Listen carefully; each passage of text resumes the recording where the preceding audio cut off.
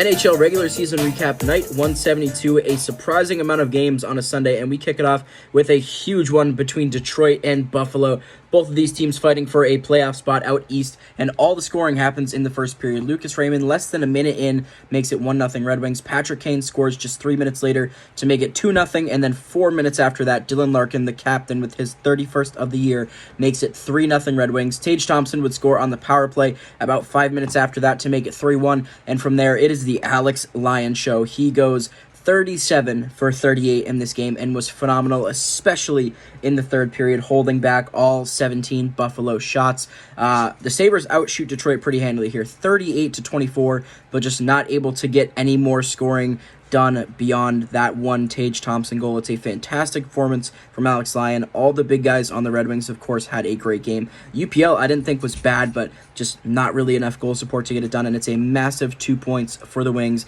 As of right now, they do sit in the final wildcard spot at 84 points. They don't have that divisional card buffer like the Islanders do, so they're at 84. Penguins and Capitals both at 83. We'll talk about the Capitals in a little bit. The Flyers also at 83, so this race far from over, but for now the Red Wings do sit in that last wild card spot. It's a 3-1 final over Buffalo. A much less enticing game, the Minnesota Wild visiting the Chicago Blackhawks. Kirill Kaprizov has a very good game in this one, 2 goals and an assist. Marco Rossi and Freddie Gaudreau also scoring in the second. Kaprizov's second goal coming in the third. And Jesper Wallstedt goes 24 for 24. I believe his first NHL shutout. Arvid Soderblom I thought was pretty good as well. He goes 33 for 37. The far busier of the two goalies, but not enough to get it done. No goal support from his Blackhawks. It's a 4-0 final here for Minnesota.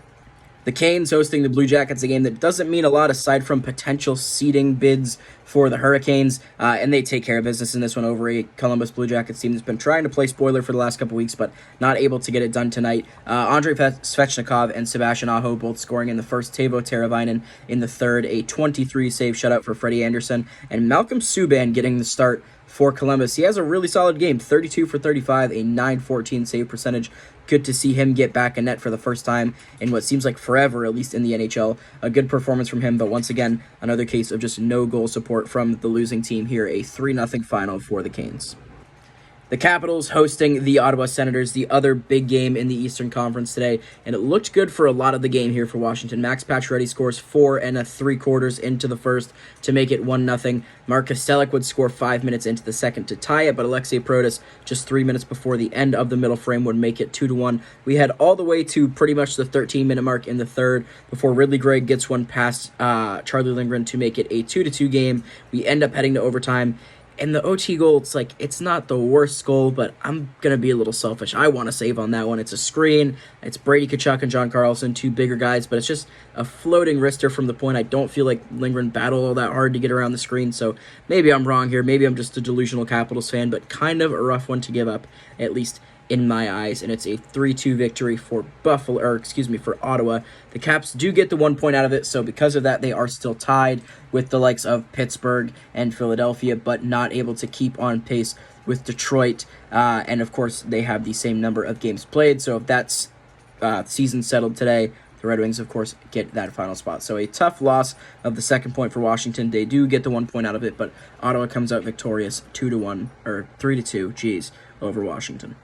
The Sharks hosting the Arizona Coyotes, yet another game that doesn't mean all that much, but some fun scores in this one. Lawson Krause, Liam O'Brien, and Henry Thrun all scoring in the first. Luke Cunnin ties the game in the second about halfway through, and then in the third, the Coyotes kind of take over. It's Gunther, Keller, and Schmaltz all scoring. Connor Ingram and Mackenzie Blackwood both facing 27 shots. Blackwood stops 23 of them. Ingram stops 25 of them. Marginally better is enough for the victory here for Ingram and the Coyotes. It's a 5-2 final in San Jose. Another reasonably big Metro game here, the Devils hosting the Nashville Predators.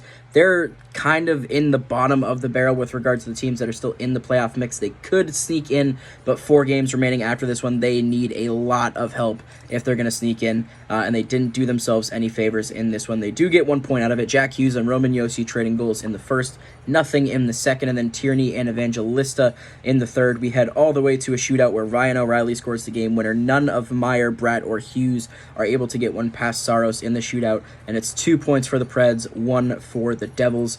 Saros was very good in this one, 23 of 25, a 920. I do not want to be playing that guy if I'm anyone in the Western Conference. He looks dialed right now. Jake Allen, 29 of 31 in this one. And then, of course, the one extra goal against in the shootout. So a tough loss here for the Devils. They are the sixth, quote, wild card team right now. 4 points behind Philadelphia, Washington, and Pittsburgh, with games out of hand on two of those three teams, the only one not out of hand being Philadelphia. So we'll see what happens. They do have a couple games against the teams ahead of them. There's a lot of kind of intercompetition here with the teams in the playoff mix in the East. So we'll see if they're able to make up some ground for themselves. But tonight, only 1 point against a very strong Nashville team. 3-2 is the final.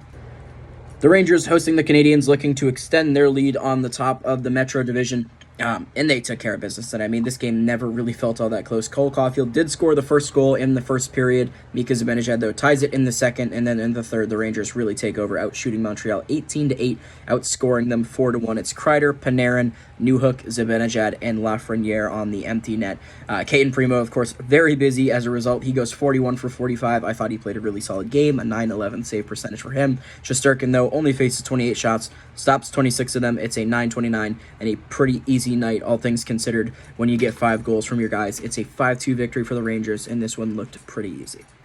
The Blues visiting the Anaheim Ducks. This was a surprisingly back-and-forth game. Bolduc, Nestorenko, and Kessel all in the first. Their third and then 2 first goals of the season, so a fun period for those 3 guys. In the second, Frank Vetrano, Robert Thomas, and Pavel Buchnevich. It's a 4-2 game after 2 here in favor of St. Louis, but the Ducks bring it back in the third. Leo Carlsson, Braden Shen, Frank Vetrano, and a second from Leo Carlsson, and suddenly we are tied up at 5. We go to overtime, nothing going there, both goalies with some good stops, and then in the shootout, Jordan Kyrou scores the first goal, and that's the only goal that goes. Carlson, Zegras, and Terry all unable to get anything past Jordan Binnington. It's a 6-5 shootout victory. Not the greatest game for either goalie. Binnington 33 of 38 for an 868.